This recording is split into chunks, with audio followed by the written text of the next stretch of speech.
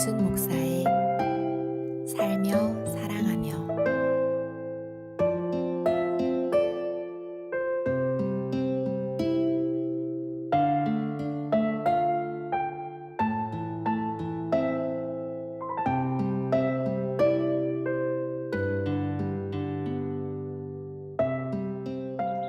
무언가 새로운 것을 시작할 때에는 시작에 관한 막연한 기대감이 생기죠.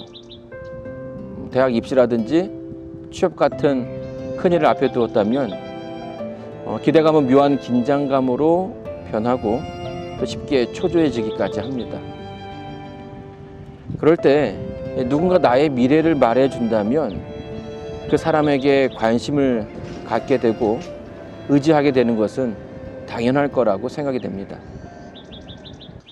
인생의 중요한 문제를 앞에 두었을 때 저 역시도 누군가 나를 위해서, 나를 대신해서 선택을 해 주었으면 좋겠다라는 생각을 종종 하곤 했습니다. 어른이 되니까 선택에 대한 책임과 의무가 생기게 되죠.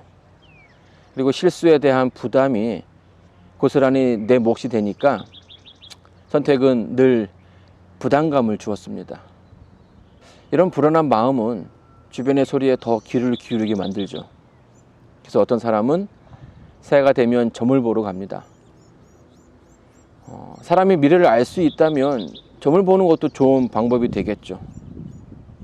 만약 미래를 맞추는 능력이 나에게 있다면 가장 먼저 뭘 하려고 할까요? 당장 복권을 사러 가지 않을까요? 하지만 운세를 알려주는 점장이라든지 무당이 복권에 당첨되었다는 소식을 들어본 적은 없습니다. 정말 미래를 알 수 있다면 불가능한 일도 아닐 텐데 말이죠. 그럼에도 불구하고 사람들이 그들을 찾는 이유는 말 그대로 불확실한 미래 때문이겠죠. 그리고 지푸라기라도 잡고 싶은 그들의 심리가 이용되는 겁니다. 조선 최고의 철학자 서경덕은 인생 말년에 그의 수제자인 이지함을 포함한 제자들과 함께 전국 여행을 떠납니다. 여기서 이지함은 토종 비결을 쓴 사람으로 유명하죠. 전국 유랑 가운데 충청도의 한 마을에 들어서게 됩니다. 그 마을 입구에서 한 포졸이 길을 막아서는 거예요. 역병이 돌아 사람들이 죽어가고 있으니 다른 길로 돌아가라는 것입니다. 다른 사람들은 다 도망가기 바쁜데 그 사람만 혼자 사람들을 막고 서 있는 거죠. 자기라도 하지 않으면 다른 이들이 봉변을 당할 수 있으니 자기라도 해야 한다는 것입니다.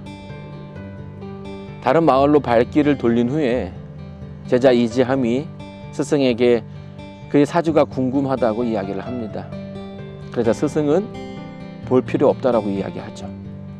저런 사람은 운명이 비켜간다. 우리는 일이 잘 풀리지 않을 때 습관적으로 팔자나 운명을 한탄하기도 합니다. 태어나면서 타고난 운명이 정해져 있다라고 생각하는 거죠. 노력해도 어쩔 수 없다라고 생각하고 때로는 자포자기하며 삶을 살아가기도 합니다. 여기서 말하는 운명이란 인간의 수동성이 가져다주는 결과이죠. 그러나 능동적인 사람에게는 그 운명도 비켜간다고 합니다. 하나님을 믿는 사람들은 운명이라는 말보다는 섭리라는 단어를 쓸 줄 알아야 하죠. 하나님께서 내 인생의 계획과 방향을 가지고서 나를 이끄신다는 말입니다.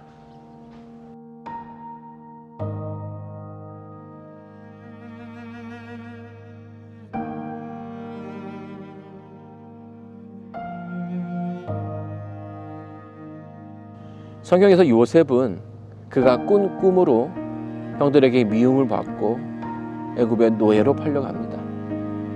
주인의 집에서는 모함을 받아서 감옥에 갇히게 되죠. 참 불행한 운명이라고 말할 수 있어요. 그러나 요셉은 자신의 처한 상황 앞에서 무너지지 않았습니다. 하나님께서 섭리 가운데 자신을 이끌어 주실 거라 생각하며 자기에게 주어진 삶을 살아냅니다.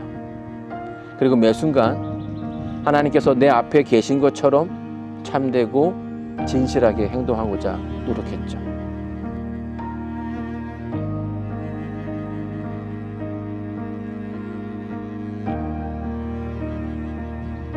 하나님께서 선한 능력으로 그와 그의 가족을 축복의 길로 이끄셨습니다. 시간이 흘러 사랑하는 아버지가 돌아가셨을 때에 다른 형제들이 그들의 운명에 대해서 걱정을 하죠. 자, 그런 형들에게 요셉은 이렇게 이야기합니다. 당신들이 나를 해하려 하였으나 하나님은 그것을 선으로 바꾸셨습니다. 자칫 원망과 포기 그리고 복수로 가득 찰 수 있었던 자신의 인생에 어떤 변화가 있었는지를 고백하는 순간이었죠. 하나님께서 바꾸셨다.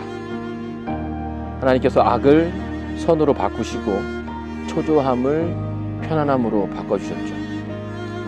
운명이라는 말로 자신을 괴롭게 만들고 인생을 포기할 수도 있었지만 요셉은 하나님의 섭리에 대한 믿음을 버리지 않았죠.